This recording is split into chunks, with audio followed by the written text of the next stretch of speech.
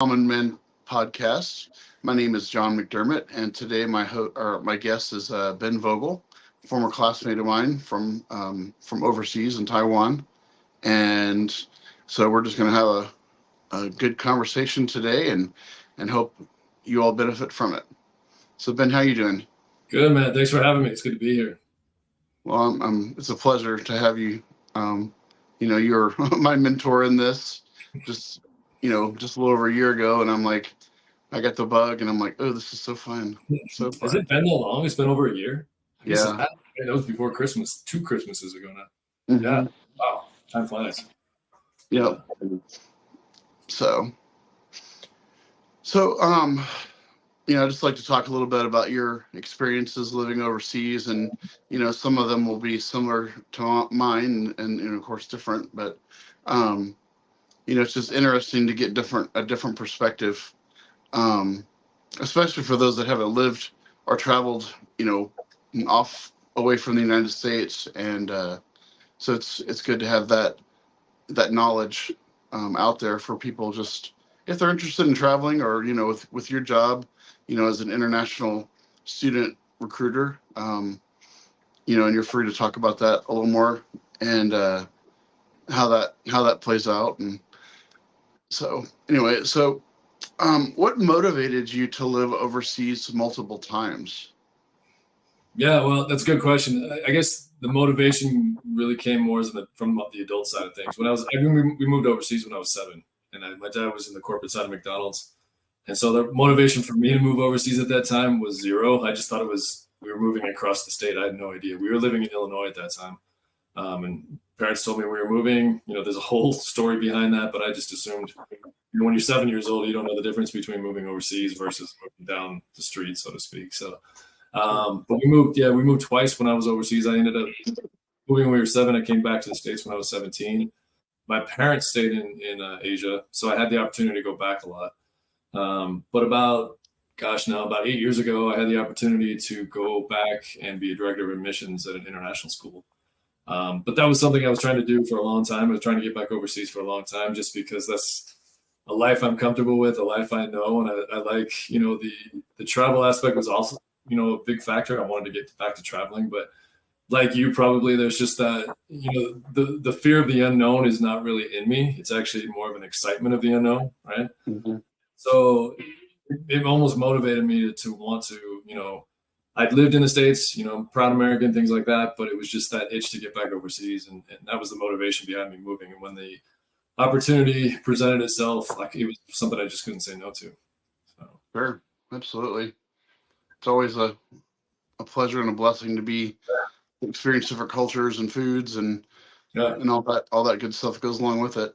Yeah. So awesome. Yeah.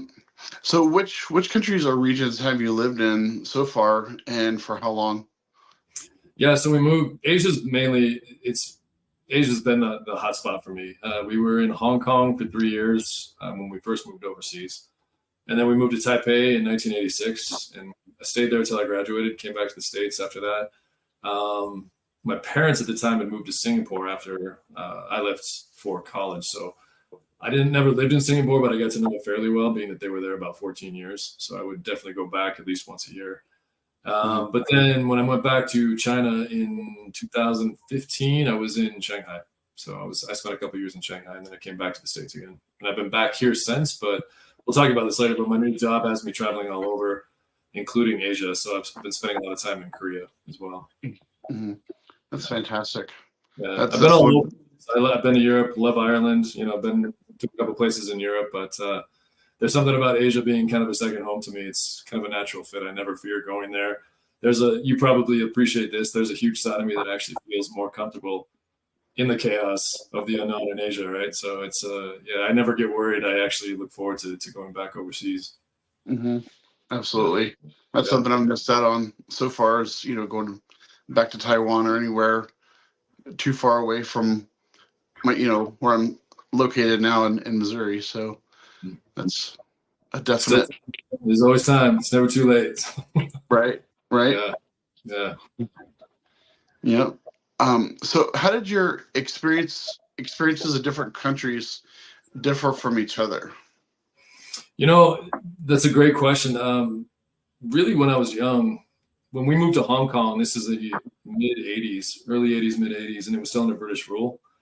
And so the culture shock value wasn't really there because everything was in English. You know, it was definitely, you know, you were in Asia, it was definitely, you know, obviously lots of Chinese folks, Cantonese folks, but everything was so English friendly. And we lived in this kind of a mixed nationality area where English was the predominant language anyway. And there were a bunch of people from all different cultures and nations and countries and whatnot. But it was kind of a United Nations, if you will, of a little cul-de-sac and community within itself that we lived in. So, you know, I know for a fact, just off of my head, there were people from Germany, from France, from England, from the States, obviously, a couple other Asian cities and countries, whatnot. But we just got thrown into this mix of it was awesome. You know, I just didn't know any different. Number one, I was 7, so I didn't know any different anyway. Because as long as there were kids that were my age that I could play with, I didn't really have an issue. Period. Right? Because you're kids and pretty resilient, but you also just got kind of thrown in right away to just this difference of culture and difference of people and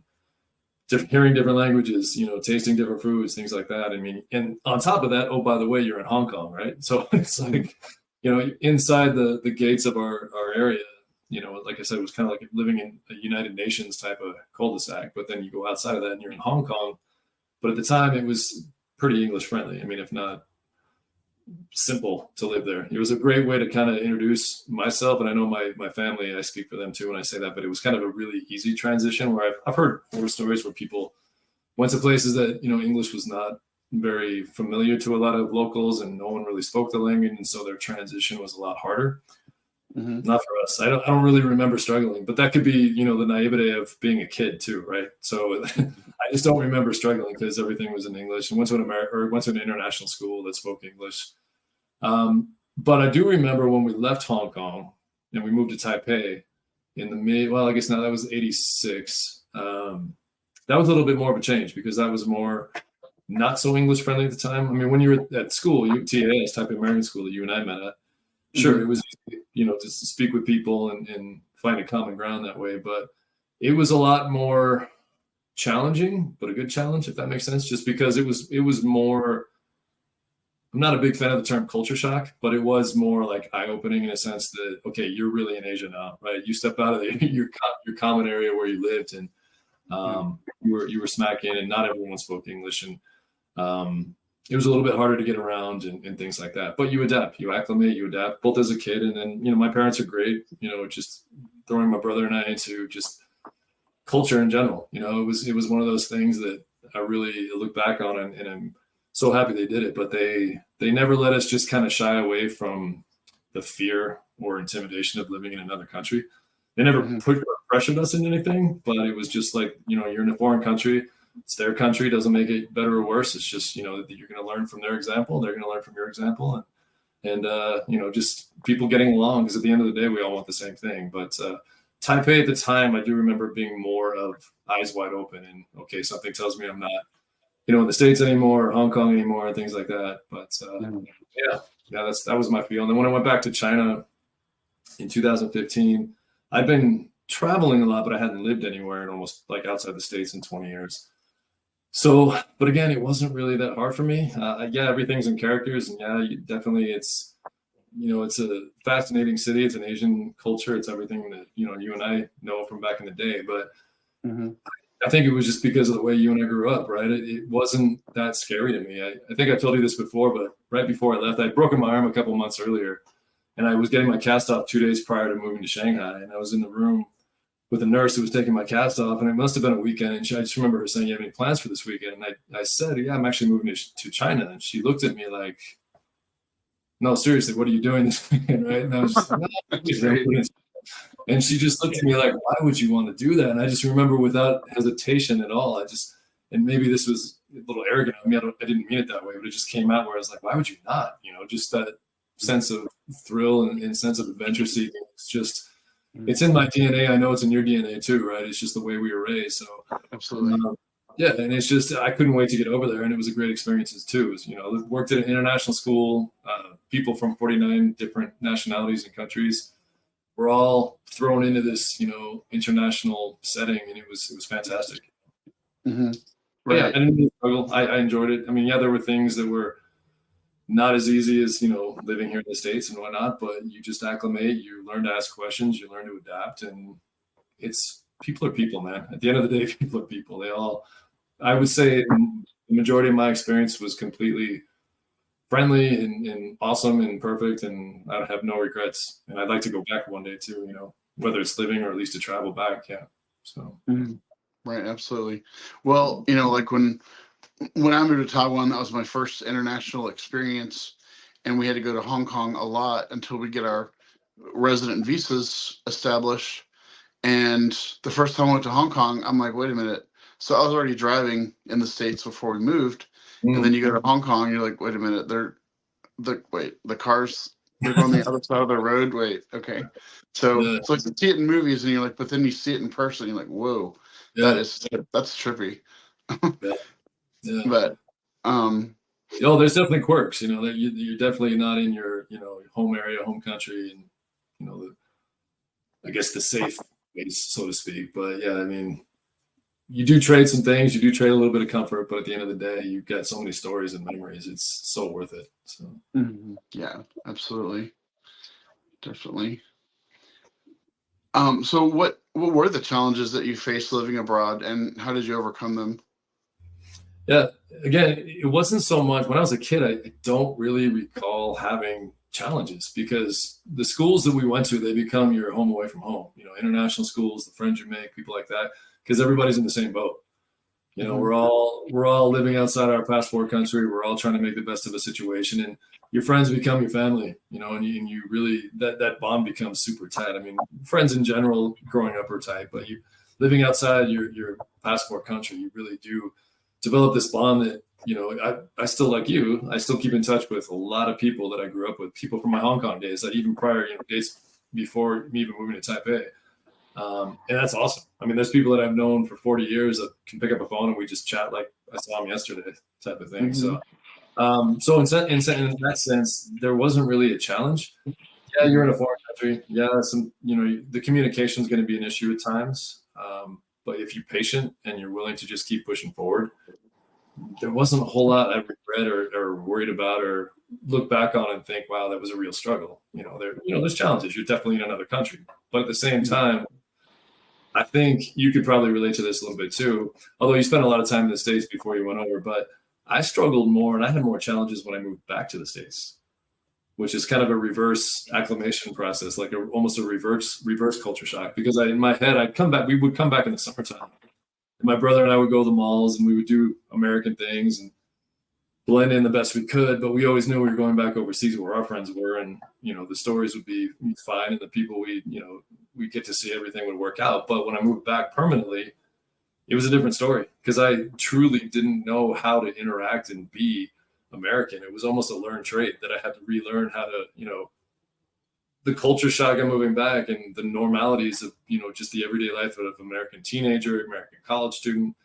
I thought it was all just going to be like the movies, and it wasn't. It wasn't like the movies at all. And it was. I just kept thinking, okay, I'll just get through this week, and I'll be going back overseas. And that never obviously happened until 20 years later. But yeah, I did. I remember struggling just with the basics. It sounds really silly to maybe those that haven't lived it, but coming back and just like I said, just the interactions, just the demeanor, just all that stuff. It took a minute to really learn the American way. Mhm. Even though I am American, born and bred, I wouldn't say bred, but definitely born here, U.S. passport, and spent the majority of my life in the States, aside from about 20 years living outside the country, but they were significant years. So as an adolescent growing up, I'm learning one way, thinking it translates, globally. And of all places, you think you'd be comfortable in your passport country. And it was an eye opener. It took a long time. And sometimes even still to this day, I struggle with understanding the norms of day in and day out of living here in the States, which is so weird to say because I look like this, right? And Mhm. sound like this, but yeah, there's more challenges, I think, or there have been more challenges since I moved back than actually moving overseas. But again, keep in mind I was so young. A lot of people do move over in high school and usually can adapt back pretty quickly. But I was so young, I didn't know the difference. I had no clue. At 7 years old, that's pretty young to be moving anywhere, much less overseas. So that's all I really knew when I came back. That's all I really knew, and it was a struggle moving back. But yeah, you make it through. Life is hard sometimes, but you just keep pushing through, and here I am. So Hmm. yeah. Right. And I was thinking about, you know, going over as a, a teenager, 16-year-old, Yeah. and already having that base of like, driving and being in high school and, Friday night football games, there was that was not part of Taipei American School. It No. was soccer and, basketball and the IASIS, going to different countries. Like my sister went to Singapore to go swim, and Yeah. it's like it'd be like anybody else moving or going to the next town over to go play a Friday night game or a Saturday afternoon game. It's just Yeah. so the concept is pretty relevant to us, but may not be to other people. Um, and then coming back, for me, I'm like, well, my friends are still my friends here, but like, I feel like I'm different, in a good way Mm-hmm. from having, commingled with people from all over and, different countries and different languages and foods and, like it integrated into my being as well, just all those combined experiences. So there's a lot of value in that. Yeah, you mentioned an interesting word, feeling different, or phrase, I should say. I totally relate to that because, like I said, you look the part, you sound the part, and yet intrinsically, you're not of the norm anymore, right? It's Mhm. a challenge and yet a blessing too. And I've always said that it's not about. I never was raised in just the experience of going overseas too. It was never about better or worse than anybody. It just is what it was. That's going to be your story. And it Mhm. did take a huge adjustment to figure that out. But I've always kind of felt that way being back in the States. Like, I do feel different here, and it's not, without getting political or anything like that, it's not that at all. It's more just the way I grew up. A lot of people stateside don't understand it or can't relate to it. And so that automatically kind of puts a wall up, maybe a guarded wall. I remember having that guarded wall up for a long time, Mhm. which wasn't always fun either, right? Because it didn't necessarily have to be, but it makes sense because you're, just protecting yourself, protecting who you are, and your understanding of what the world is. And it's, yeah. But at the same time, there are people that are willing to receive you in a sense that they want to hear that story. They want to know.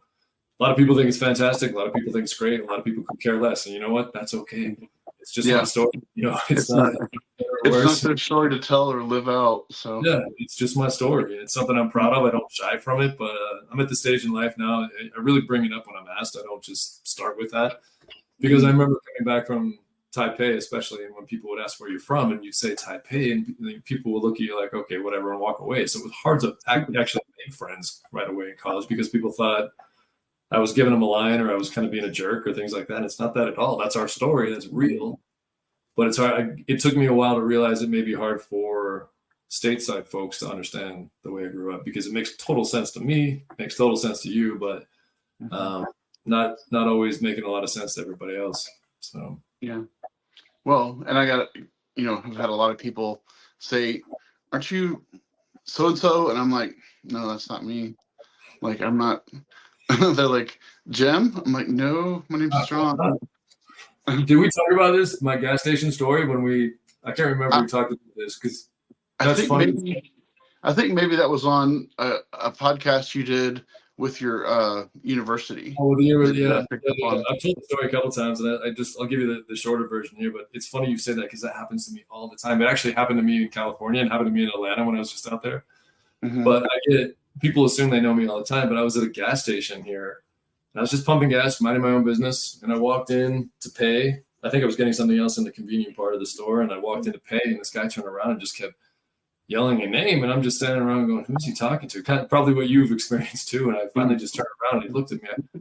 Kept saying Dave or whatever it was he was calling me. And I'm like, dude, I'm sorry, that's not, I'm bad. He's like, come on, man. How are you? He just went off on this whole tangent, this whole story. He's like, how's the gang from high school? And who do you still talk to? And it just kept going on. And I was just finally let him like down the hard way. I'm like, dude, sounds like you had a great time in high school, but I don't know. I didn't go to high school here, And Hmm. he's like, whatever, man. Okay, if you don't go to high school here, where'd you go? And then of course, here we go, right? I say Uh-huh. Taipei.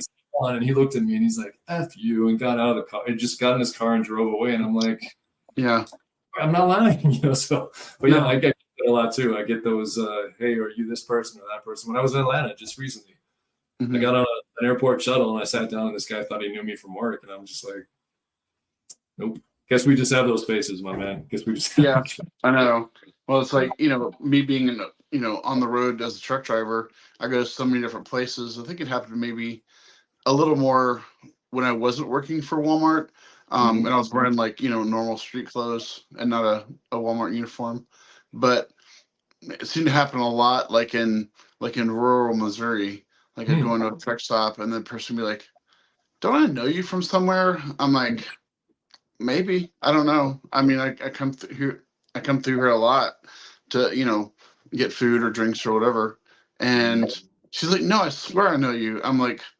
Um, I'm like, let me just clue you in. You're not the first person I've had this conversation with. It's like, what reality did I warp into? Or it's like, and I think we kind of came to the conclusion that maybe there's something about some comedian or something that I resembled, and I think it was Louis C.K. or something like that. Oh, okay. Yeah, I can see that a little bit. Yeah. And okay. So I said maybe that's what it is. That's funny. Just tried to divert a little bit, but just kind of make it funny, just a funny coincidence or whatever. But well, it used to bother me because like I feel guilty, like I was, being a jerk or whatnot. And then I finally just had to realize, my wife helped me realize this too, like just let it be. It is what it is. So just roll with it, or make up a really cool story. It's one of those things. But that definitely happens a lot. So it's funny that we have that in common. So yeah, definitely. Yeah. So how do you feel like living overseas multiple times has shaped your worldview and your personal growth? Yeah, that's a deep question. I think more than anything, it's just taught me obviously resiliency, right? To get through things that maybe appear hard initially, and then if you just kind of step back and take a breath and press on, you're going to be fine. But I think more than anything, living overseas and living outside your passport country has taught me the importance of really not only accepting but appreciating people for who they are and cultures that may be different from your own. It shouldn't be a scary thing. It should be a welcoming thing. I think we get so fixated on our way is the only way. And when I say our way, I just mean globally. I don't mean specifically one way or another, but everybody tends to just focus on their way is the right way. And I think living overseas, it gives you that different perspective that it is okay to see something different or somebody live a different lifestyle or different way and speak a different language. And at the end of the day, I think I brought this up earlier, we're all people. We tend to want the same things. I would like to think we all want the same things. And if I can be genuine and I can be honest and I can be who I am, as long as they are too, we all tended to get along. It wasn't just about, living in Taiwan and the Chinese people. It was about learning to acclimate to different cultures just within the walls of TAS. I mean, you were there. So many different nationalities, so many languages spoken, so many everything. And it wasn't just about one way is the right way. Culture is good. I think we kind of, started to get away from that because everybody just puts this emphasis on one way and only one way, their way, so to speak. But I welcome it. It's opened my eyes to just see things differently. Step back and really do a deep dive into, is my thought process, I don't want to say right, but is there another way to fix a problem? Is there another way to get through to someone to reach a common ground? Instead of it just having to them acclimate to me, I need to be willing to acclimate to them as well. So, but yeah, just appreciating people and appreciating culture and looking at diversity as a positive, not a negative. I think that's more than anything, that's what really, not only the importance of what I took away from living internationally, but it's kind of been the compass, since I moved, all over the place and go all over the place. It's kind of just been my compass that appreciate things. Don't fear them, and don't just assume your way is the only way. Right. Yeah. Well, I felt like living in a small town in Louisiana, like nothing against the small town prior to moving overseas, but like when I got to Taiwan, I was like, oh, I have had a little aha moment. I'm like, oh, that is definitely one way to do something, Mhm. slightly different, and it's effective. So, Yeah, sure, I'm going to adopt that into my toolbox, so to speak, as you know, and say just keep acquiring these different things that you know can can make me look at it from a different perspective, or you know perception could come into play as well. So I yeah, think exactly. that's a good thing. Yeah, yeah, exactly. So, So did you notice any cultural differences or similarities between the countries you have lived in? well, mainly because I lived in Asia outside of the States. I mean, there's a. I'm not going to say every Asian country is exactly the same. Number one, I'd get yelled at by every one of those countries, but there is some common ground between the Asian culture. Just you and I talked about this off camera, but just the respect factor. They're Mhm. all very respectful people, and I really like that. I like the way they really accept that and embrace that respect of not only for just your higher ups or your parents or but just people in general. They're willing to accept people for who they are. Um, and yeah, that's a learning thing too. It's taught me the importance of respecting people that are different from me as well. So, um, but yeah, I mean, there's definitely similarities in just the lifestyles, but culturally too. Yeah, there's significant differences between each Asian country. But at the same time, I would say the respect factor and just the way they carry themselves, and everything's about pride and respect for your common man. I think that's something that can be learned no matter where you're from. I appreciate that specifically. So Sure, absolutely, definitely. And it's like I was thinking about something is just about Asian culture. This is just something I noticed.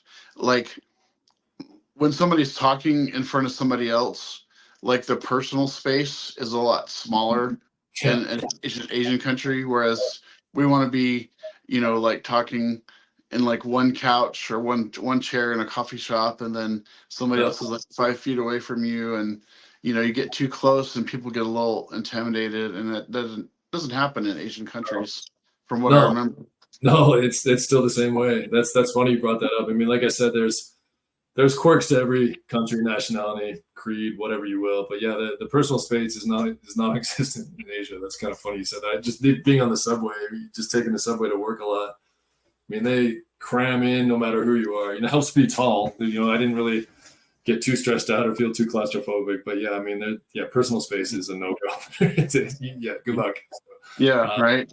but at the same time, like I said, I mean, most people are good no matter where you're from, but just genuine people. That's one thing I really do appreciate about my time in Asia and just traveling so much, specifically to Asia. It's just I do believe the people are super genuine. So Mhm. yeah, Right. personal space, not so much. So Yep. yeah, Well, I mean, it's just different way, and it's like not yeah, not the wrong way. It's just no, it's how the culture is, how it operates. So that's yeah, just something we had to yeah. contend with and deal with, and it wasn't And you yeah, know it's that acclimation where you learn to acclimate, and it's just gets to the point you really don't think about it much until you sit back and think about it once you've been away for a while. But yeah, that's funny. mm-hmm. Yeah. Right. So how do you feel like you adapt to new environments and cultures, when you've had your time abroad? Yeah. So, I mean, I'm human. I have biases, right? I have things that I prefer one way versus another. But I Hmm. think one thing that stands out to me about living as a third culture kid, you and I know that term, just someone who's lived grew up outside their passport country and kind of intertwined into multiple different cultures. But you do really, you kind of become a chameleon. You really do learn to just kind of blend in when you have to. Stand out when you have to, speak up when you have to, get quiet when you have to. I think we're just taught that way because of the lifestyle. You spent so many hours, a little guy or a little lady on a plane, and you travel the world, and the unknown and the uncommon becomes your common, if that makes Hmm. sense. And so Hmm. you learn to adapt and acclimate, probably without even realizing it sometimes. It doesn't mean it's always easy. That's why it's so ironic that my hardest acclimation process was moving back to the States, both times, when I was a kid and then when I just moved back a few years ago as an adult, having spent so much time overseas again. But I just think we are resilient folks too. It doesn't mean, and sometimes we can be quiet, but it doesn't mean we don't have anything on our mind or we have too much on our mind. Sometimes we just want to step back and enjoy the view and kind of learn.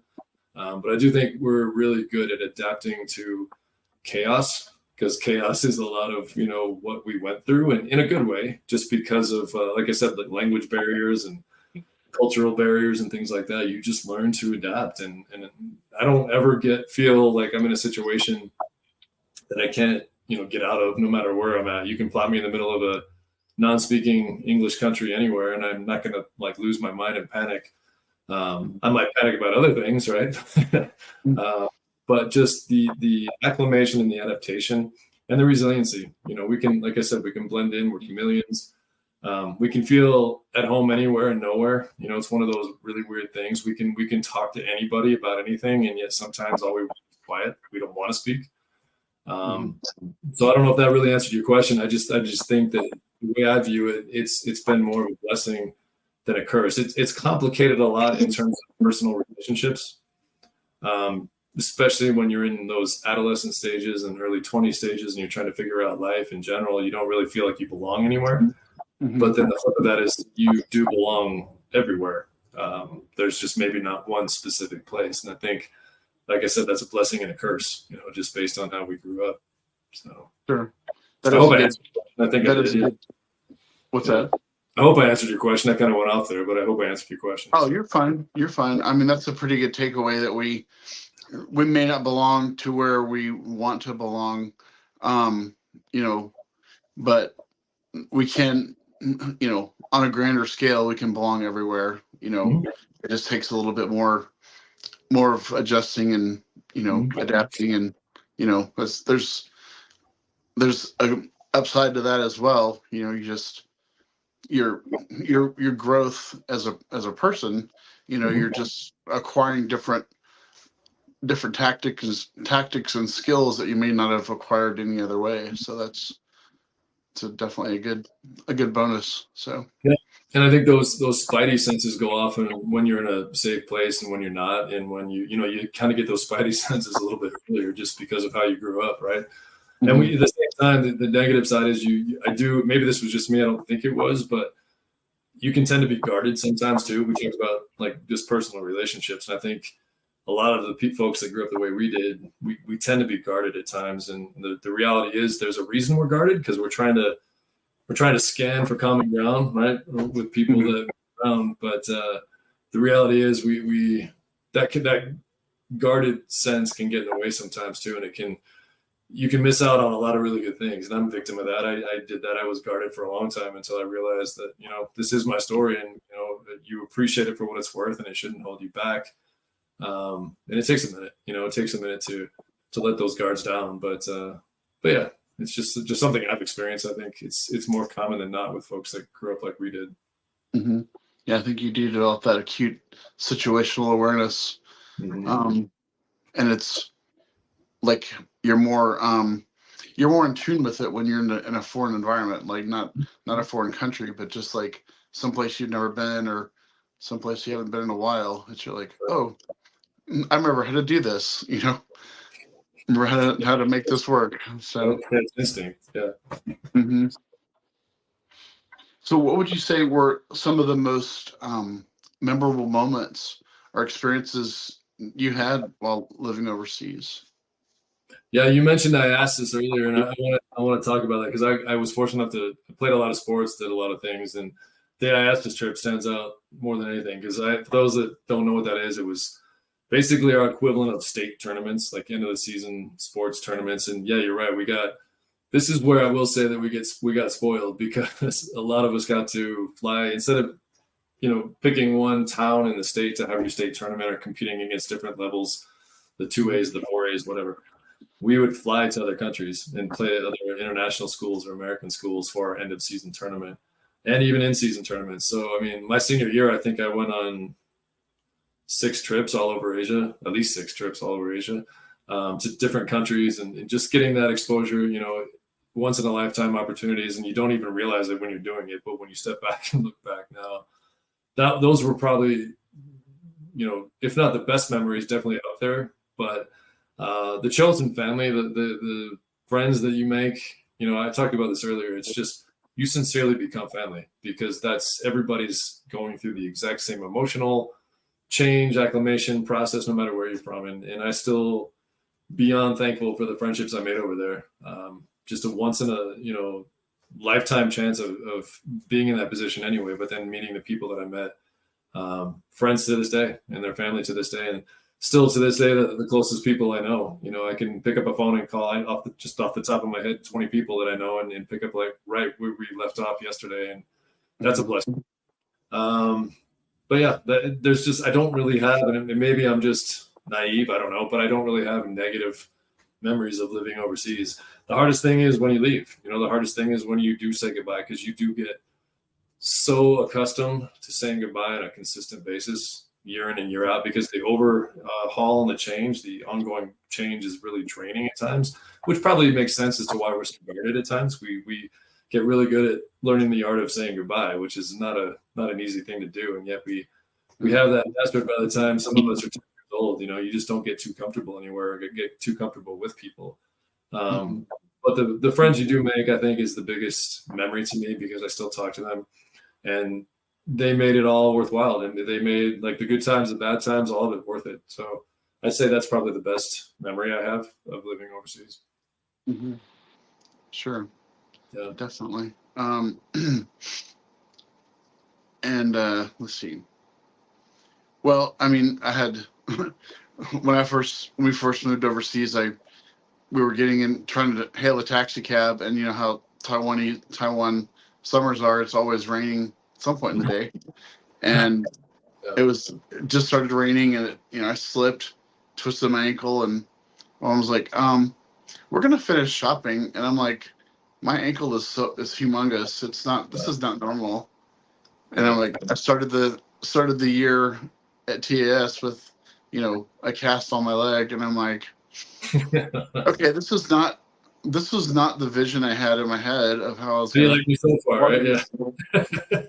But I mean, hey, it all turned out, for the best. Yeah. So, well, that's the thing too, is that it's funny you brought that up. But everybody, no matter how they get there or why they're there, everybody at some point is the new guy or the new girl, right? So we all have our stories about being that new person overseas, because everybody went through it.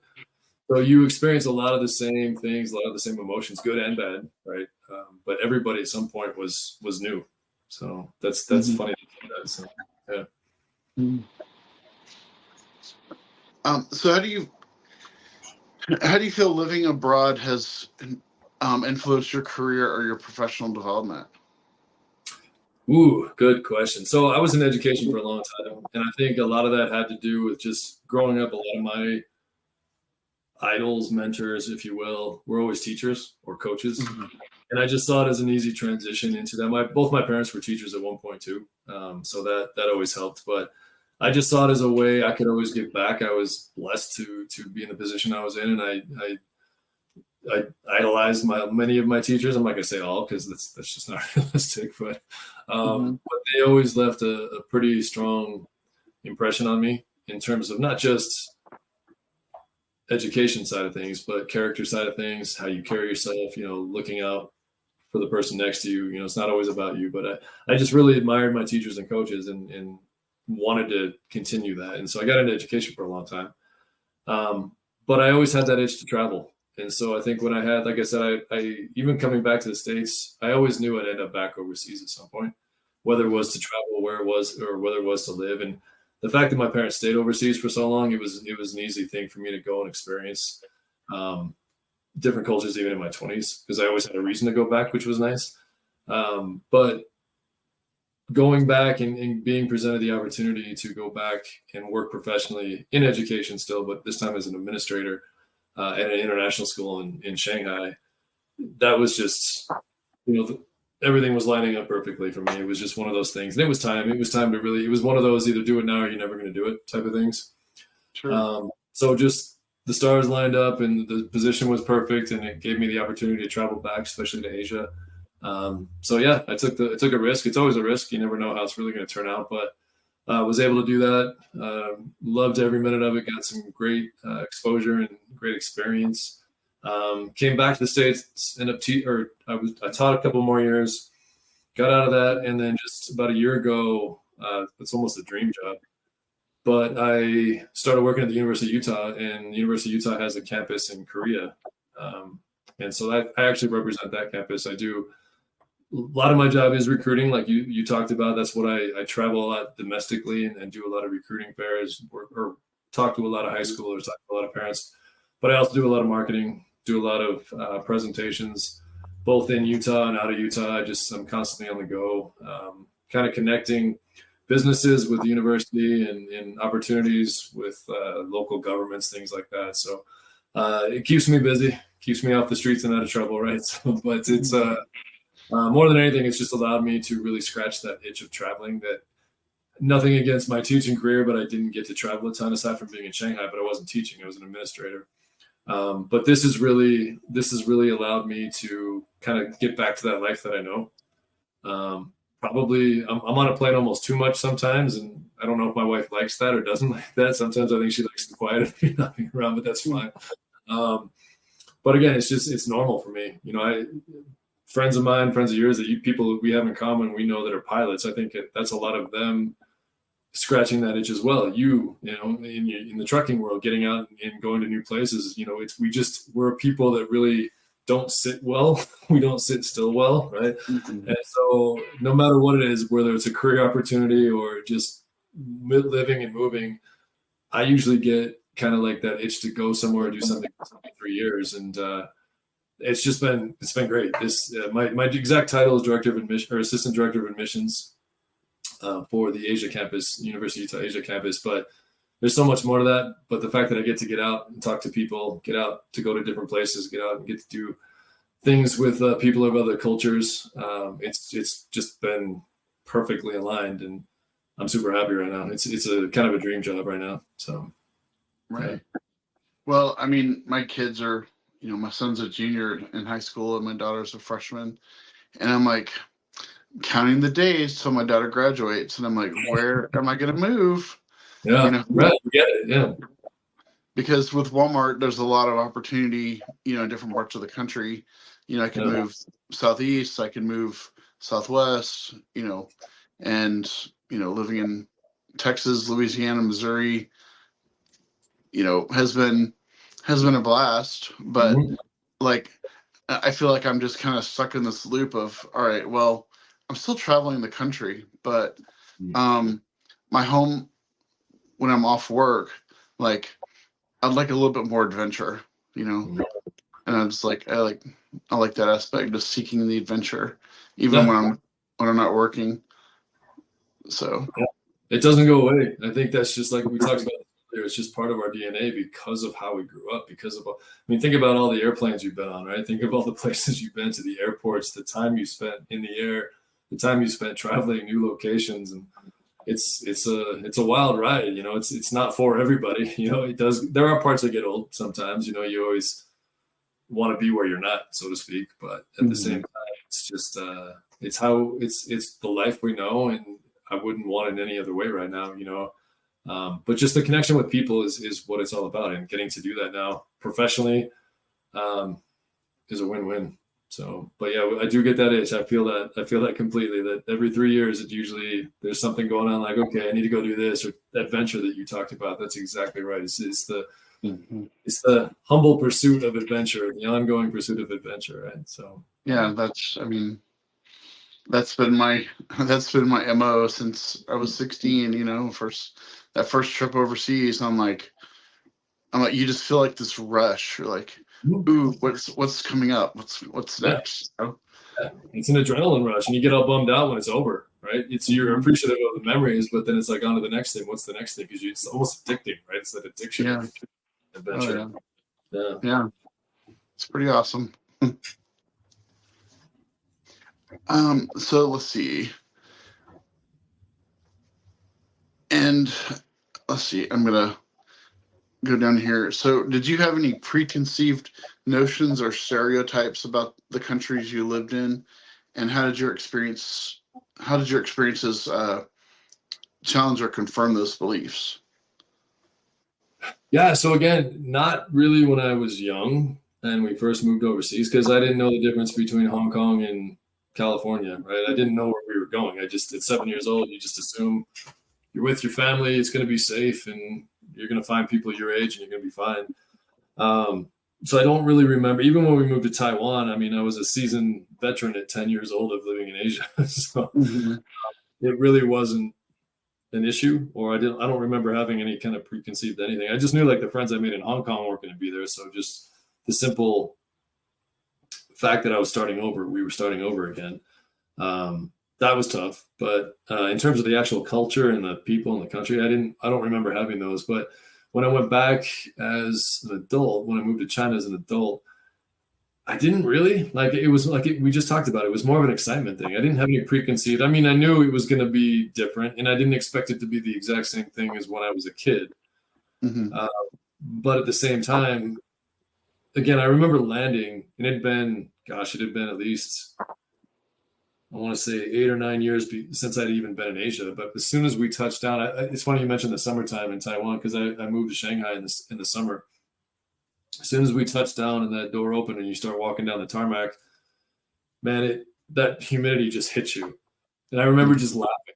Like everybody else was like taking coats off and taking, stuff off to kind of cool down. And I just remember laughing like, yep, I'm back. It was one of those type of things. And it's just like a reality check of hitting the humidity and the heat and everything else just hit you right in the face. But I just remember smiling and laughing because to me, it was normal, and that's the thing. But again, as weird as this sounds, the perception of moving back to the States both times.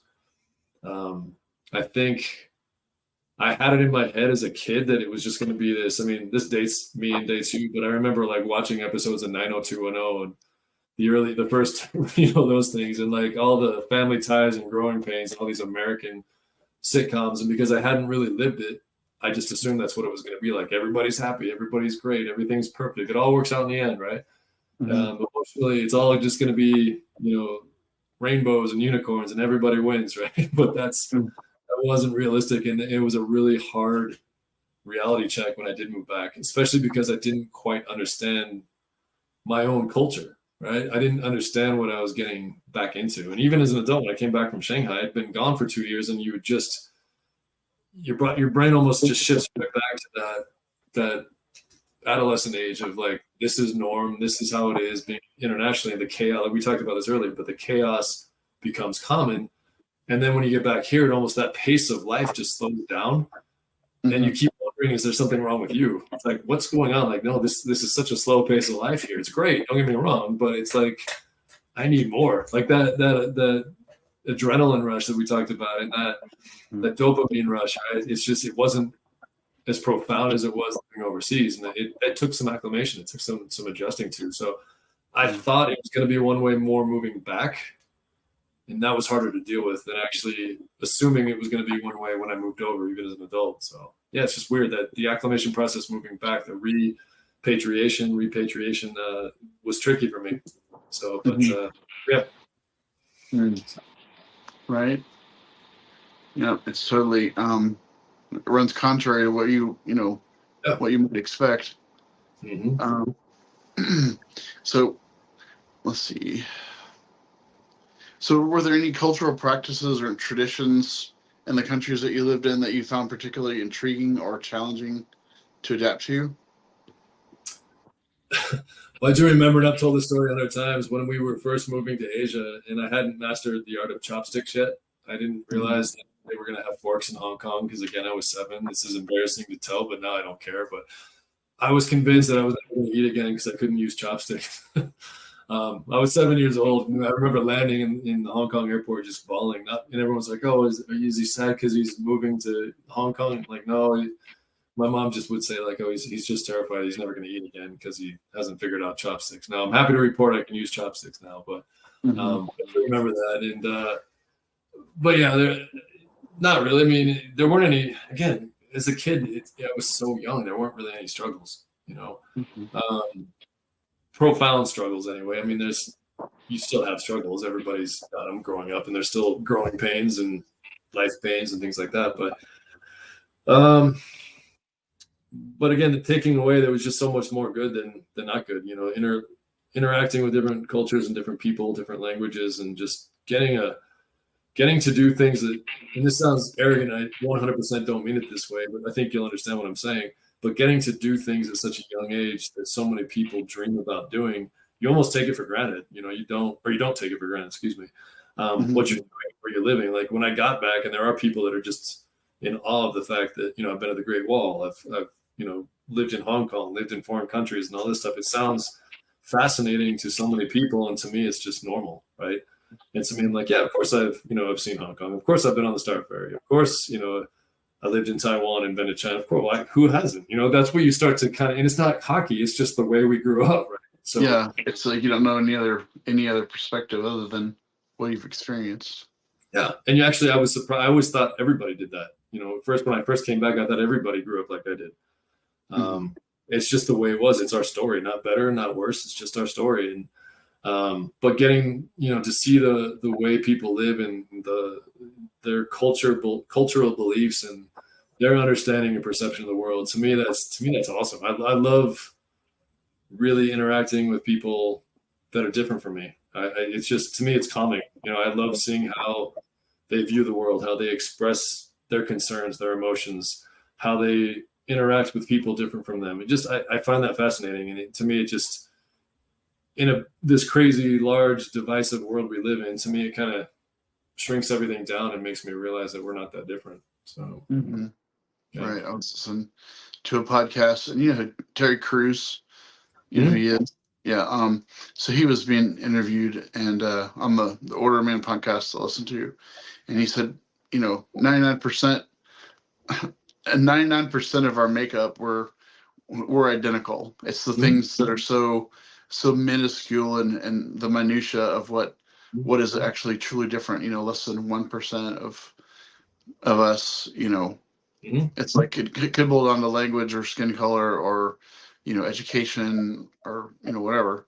But like as humans, we're all programmed to do the same thing overall. So yeah, we all have basic needs, right? We all just, at the end of the day, we all want to be happy and healthy and want the best for our families and friends. So absolutely.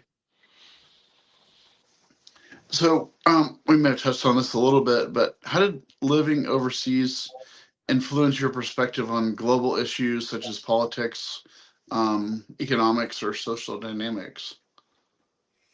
Ooh, this is the tough questions. Save them for the last. Yeah. Yeah. I'll just, I guess I'm not going to avoid this question, but I'll just say that living overseas, again, has opened my mind to multiple ways of thought, multiple ways of living. My way isn't necessarily the right way, right? It may work for me.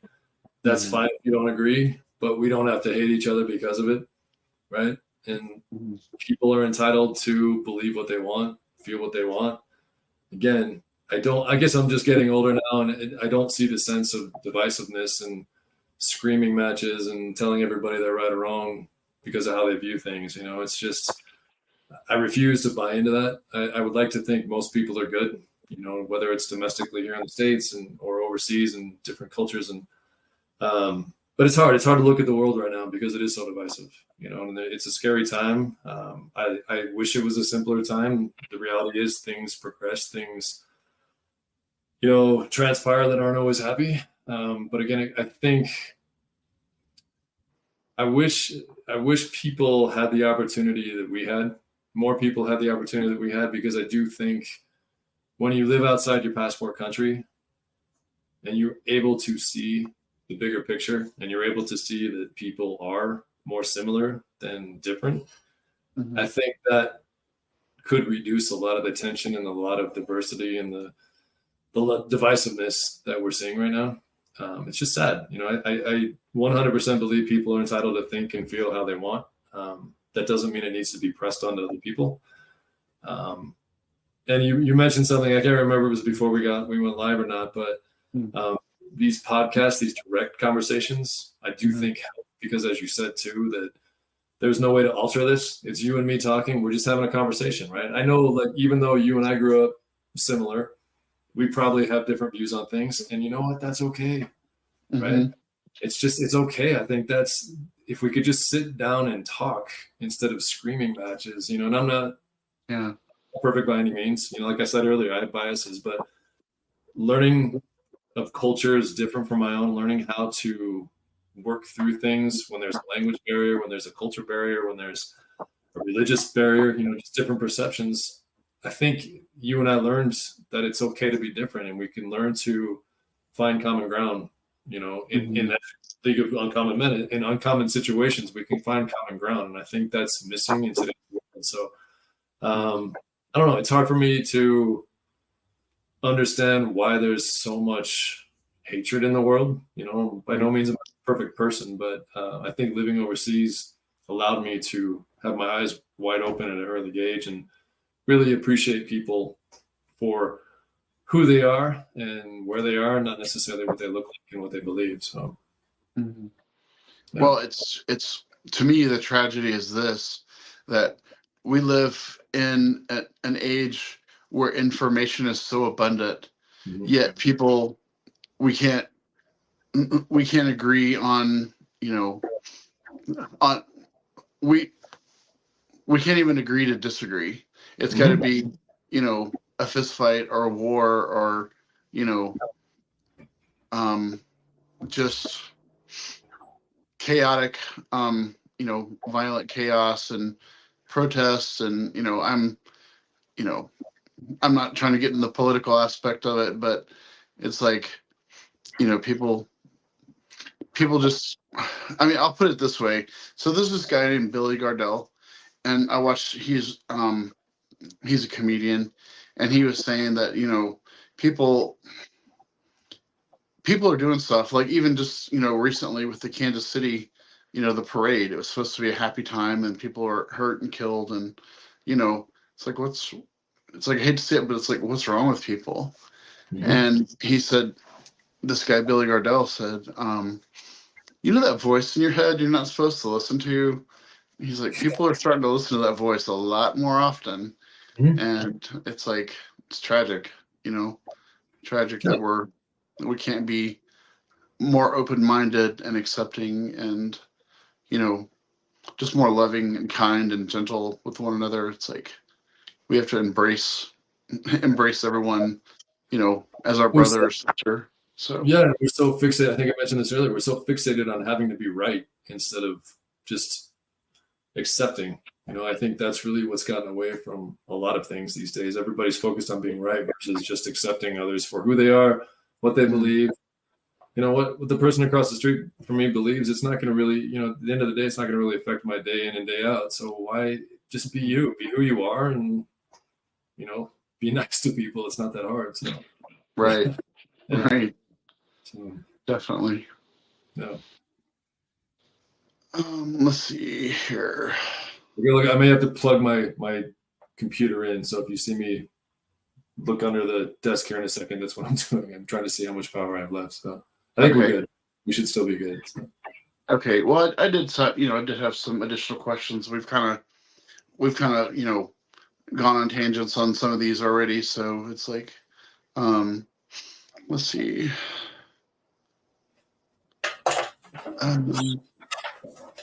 Looks like I have just 10 more minutes of power, just so you know. How much? 10? About 10 minutes, yeah. Okay. I can plug it into, but I'll be off screen if I do that. So.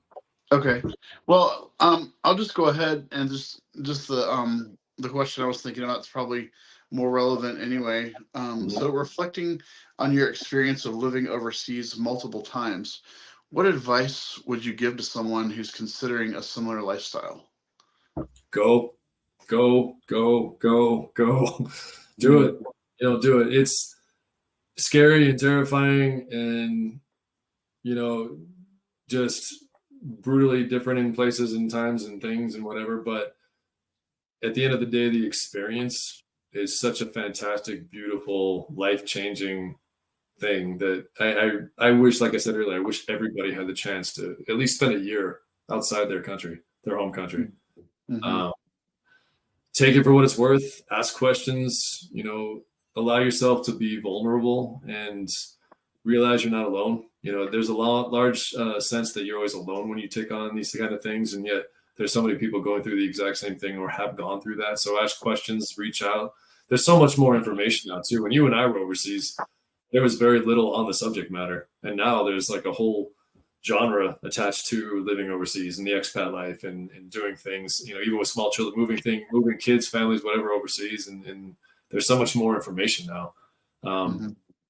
Rarely, it definitely happens where rarely people do have bad experiences, but you also have to drop your guard. We talked about that guard earlier, right? If you go overseas with this preconceived notion that it's going to be the worst thing ever, or I'm not going to adjust, they're going to adjust to me, then it's going to be hell. You're going to have a bad experience. But if you're willing to embrace the situation, if you're willing to embrace difference in cultures and people, and just step back, take a breath, and enjoy the moment, I think that's the biggest thing. But definitely go if you ever have the opportunity, because there is a big difference. You and I like to travel, but there is a big difference between living overseas and traveling overseas. But at the end of the day, go. Just live. You may never get back, and then that's one important thing too. You just never know, so it's worth trying. So, right, and it's like we've been pretty fortunate and pretty blessed to have the experiences we've had, and it's like I'm not the well of all knowledge, and neither is anybody else. But it's like sharing our stories, or and having them recorded for our,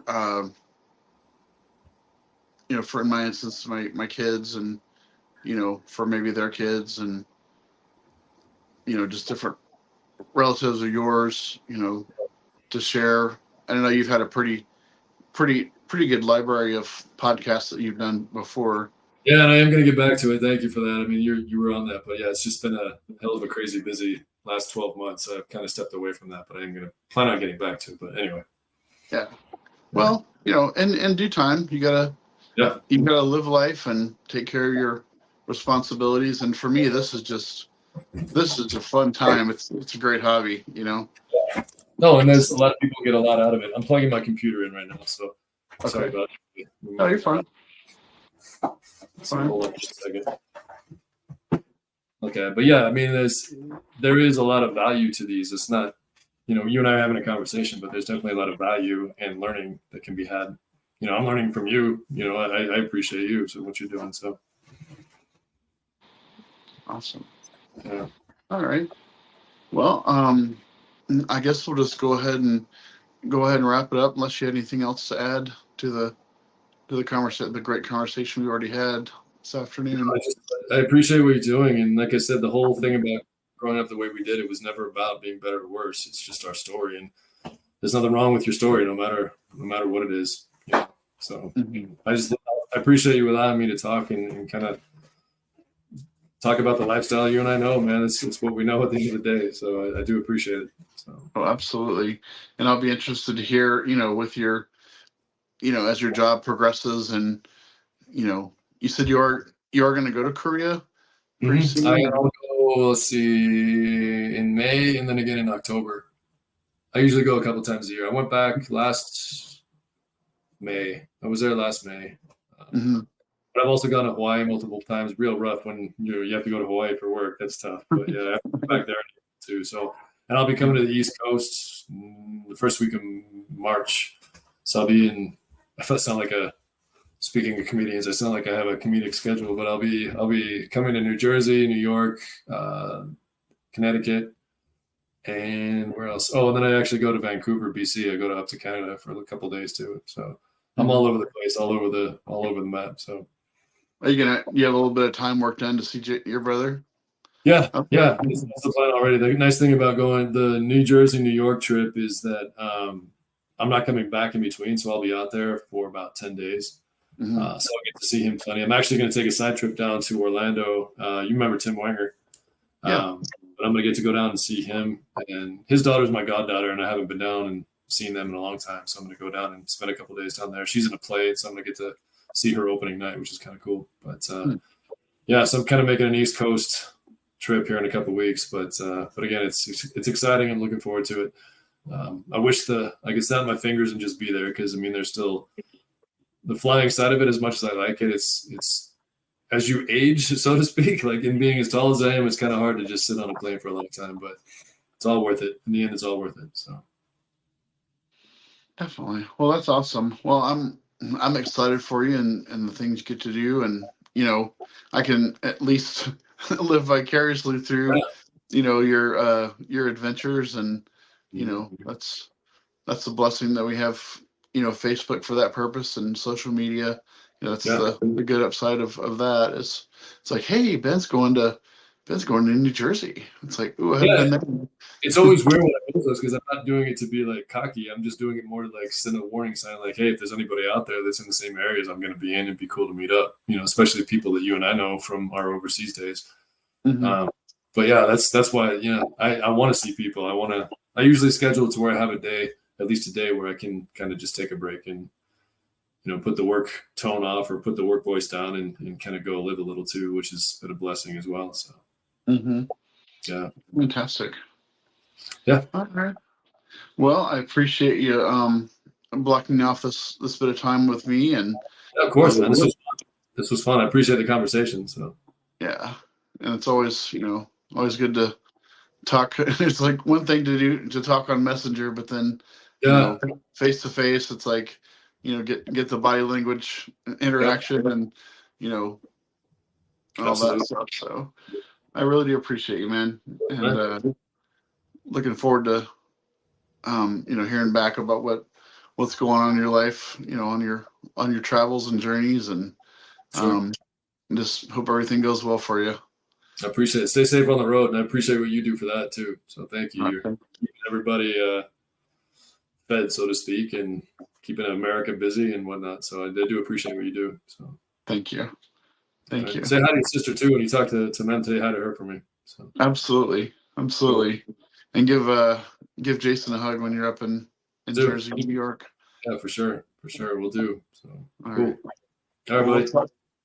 We'll talk again then. Thank you.